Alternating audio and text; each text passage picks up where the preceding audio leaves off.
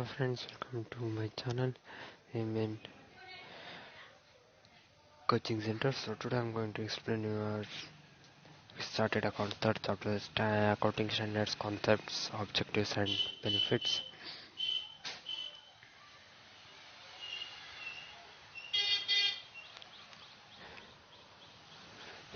So let us come to the next topic, AS23, accounting for investments in associates in consolidated financial statements.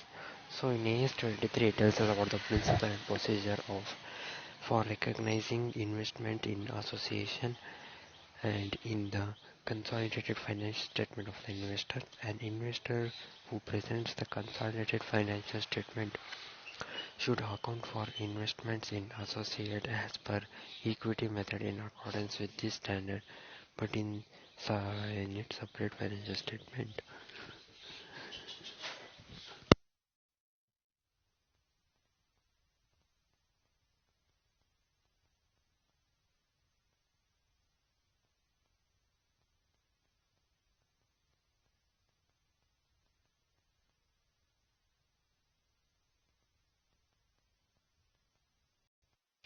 Next is AS24, that is discounting operations, that was issued in 2002. The objective of this statement is to establish the principles that are reporting the information, that are giving the information about discounting operations. Thereby, they are enhancing they are giving the ability to the users of financial statements to make their projections, of an enterprise cash flow, earning, generating capacity, and financial position by some of the information. By segregating some of the information about their disconnecting operations and some of the information about their continuing their operations, what work they are doing. And this standard, it is applicable to all discounting operations that are telling us about some of the separate major lines, that are telling about the major lines of business or geographical area of enterprise. And next, AS25, accounting standards 25 is interim financial reporting, that was issued in 2002. An enterprise may be required, or he may elect to present information in an interim dates, and that is compared with its annual financial statement. In a date, he may require to, or he may elect the present information in a date.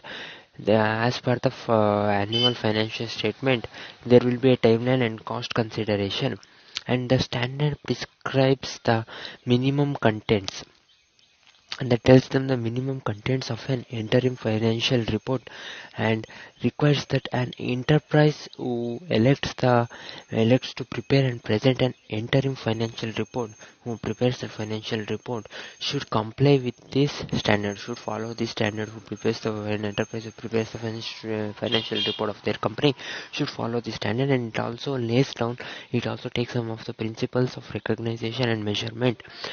In a complete or condensed financial statement in an interim period, timely and reliable interim financial reporting, they improves the ability of the investors, trade payables and others, so that they can understand an enterprise capacity, so that they can generate earnings and cash flows, its financial conditions and liquidity, to know about the cash flow, earnings and financial situation.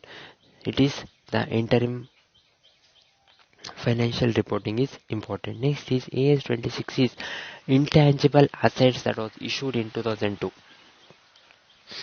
This tells us about the accounting treatment for intangible assets. The accounting treatment for intangible assets that are not deal with the specifically under the other accounting standard. They are not deals with other accounting standards, and it requires an enterprise to recognize an intangible asset. It helps to enterprise, and if and only if criteria are met. Certain criteria are met to that. The standard specifies that tells us how to measure the carrying amount of intangible assets, and it also requires some of the certain disclosures in that intangible assets. And this standard should be applicable by all the enterprises in accounting intangible assets, except some of the accounting like intangible assets that are covered by another AS. Intangible assets that are covered by another accounting standards. Financial assets, rights and expenditures on the exposure for our development of mineral soils and non-regenerative resources. Intangible assets arising in insurance enterprise from contracts with policy holders, and expenditure in respect to termination benefits. Leaving these except these, for other things, the intangible assets should be followed. Next is financial reporting of interest in joint venture that was issued in 2002. As per AS22, as AS22 says, the set of principles, they have some set of principles and procedures for accounting of interest. For accounting of interest, there are set of principles for accounting of interest in joint venture and reporting of joint venture about their assets, liabilities, incomes, expenditure in their financial system of the ventures and investors. In the financial system of their ventures and investors who are regardlessly of the structure. They know about the structure or forms or about the forms under which the joint venture activities they takes place. The style deals with the three board of joint venture it has. The first is jointly controlled operation. Next is jointly controlled assets, jointly controlled entities. These are the three types of board. So an investor in a joint venture, who is an investor in joint venture which does not have any joint control, an investor does not have any joint control, he should report its interest in a joint venture in its consolidated finance statement in accordance to AS12, AS13, AS21 and AS23.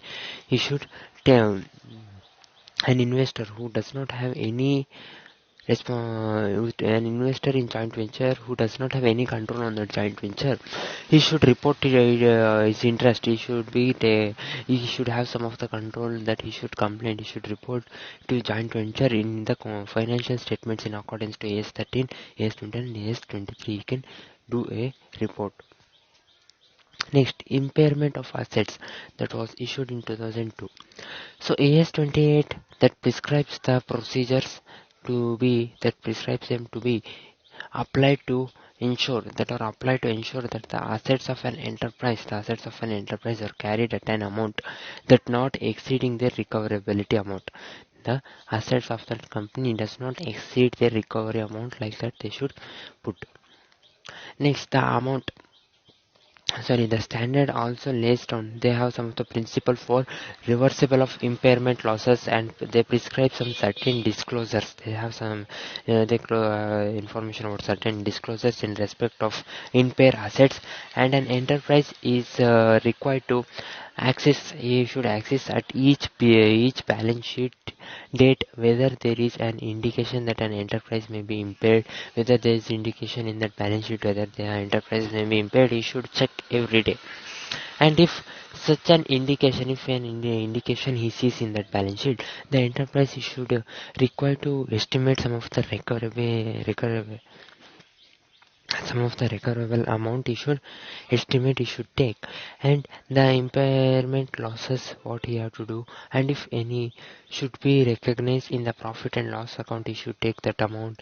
He should think, and this statement should be applied in accounting by impairment of all assets except some of the inventories. He should not take some of the inventory through accounting standard 2. Assets arising under construction contracts, accounting standard 7. Financial assets including investment that are covered under accounting standard 13, and some of the deferred taxes are on accounting standard 30-22. Leaving this, he should take all the things what he had getting impairment what he all getting he should take. There are chances that the provision on account of impairment the losses may increase. The losses may increase in the sickness of the company, and potentially sickness of the company may actually become sick. So the potential of the company to grow upon that losses will be difficult to make profit. So they should make new ideas. They should take very quick decisions to stop that losses.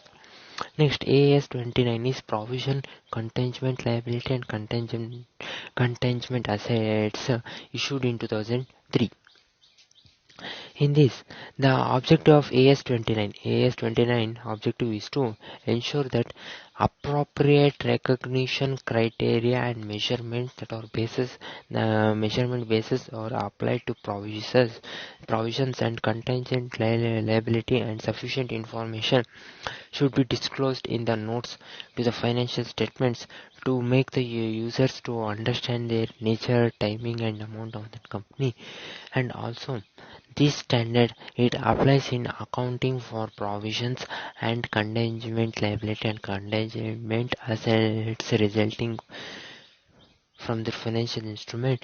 This standard also applies to their and insurance enterprise, and for insurance enterprise also it applies.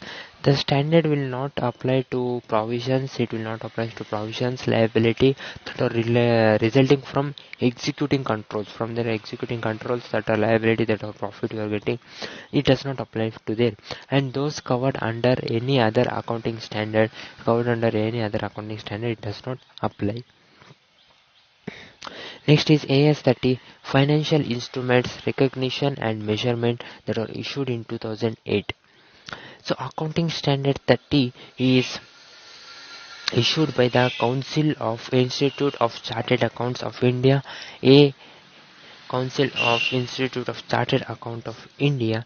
By them, the Accounting Standard 30 is made, which comes into effect in that tells us about the respect of accounting period commencing on or after 1/4/2009 and will be recommendatory in nature for an initial period of 2 years. That will be recommended for 2 years. For 2 years it will be there. And the preparers of financial statements, are encouraged by them to follow some of the principles that are enunciated in the accounting treatments that are made in the accounting treatments. Are some of the financial principles that are made, and treatments that contained in that standard they should contain some of the financial accounting treatments. Next, the objective of this standard is to make some of the principles for recognition and measuring some of the financial assets, financial liability, and some of the contracts to buy or sell some of the non-financial items, to buy or sell this principle also there.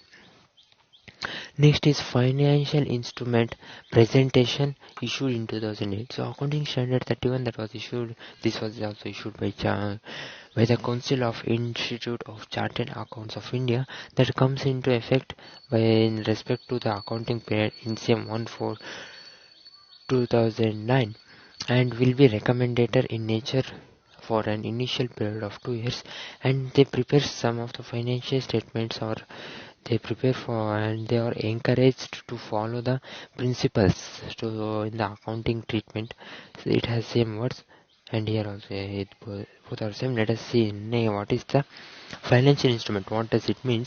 So the objective of this accounting standard 31 is to establish some of the principles that are presenting some of the financial instruments as liability or equity, and for offsetting some of the financial assets, financial liability, the financial instrument is made. And for that, accounting standard 31 tells us about the financial instrument, and it applies to the classification. It applies for the classification of financial instrument from the perspective of the issuer into financial assets, and from financial liabilities and equity instruments, and the classification of related interest, dividends, losses and gains, and the circumstances in which financial assets and financial liability should be offset. These all, to know about these all is called as the financial instrument. To know and to bring it in the offset is known as the financial asset instrument, or AS 2031. Next is accounting standard 32, the last accounting standard of your chapter, the accounting standard concepts, objectives and benefits. Next is the accounting standard 32, that is the financial instrument disclosure it is, and it is issued in 2008.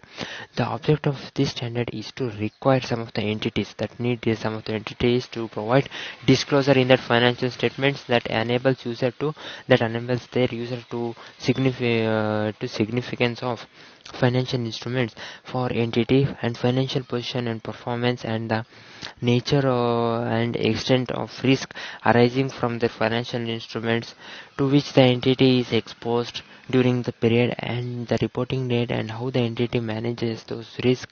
About knowing these all things, the financial instrument disclosure, accounting standard 32 financial instrument disclosure takes place. So okay friends, this was your chapter, the accounting standards, financial accounting standard concepts and objectives and benefits. So here you have some of the questions that you can watch and understand this, solve some of the question. And this was your chapter, accounting standard concepts and the accounting standard concepts, objectives and benefits. So okay friends, I will see you in my next video explaining another chapter. Till then, take care, have a nice day, bye my dear friends.